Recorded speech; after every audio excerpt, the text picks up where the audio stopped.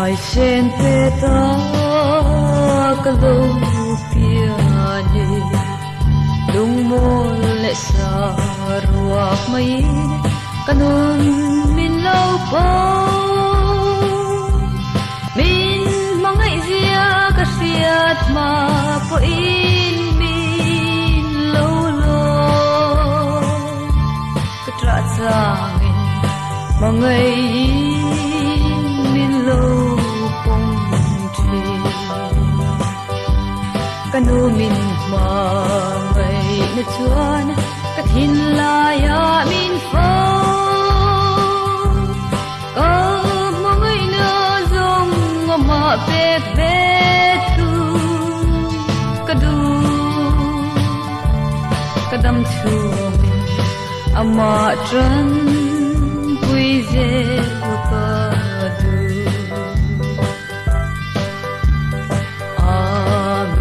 mangai nat zia tak chu kang chang le sual hei luanin om thin mai la mangai na chuan lia khu in min ngai dang zo katam na that na ti chuan min lo phân chua kanu min mai na chuan ka thin la ya min fo mangai na zong ma pe pe tu kadu kadam chu ama tran pui ka du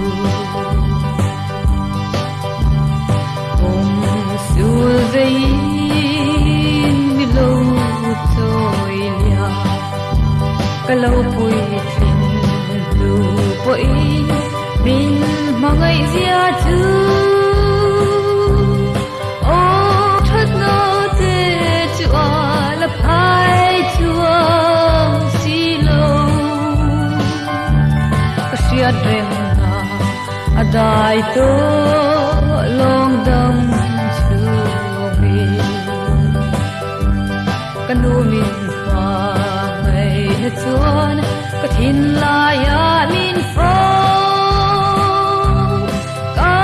mangai na zong ama pe pe tu kadu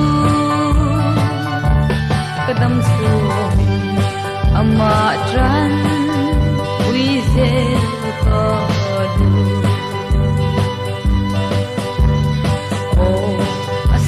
ve mangai na rang ka cha le nong lu ai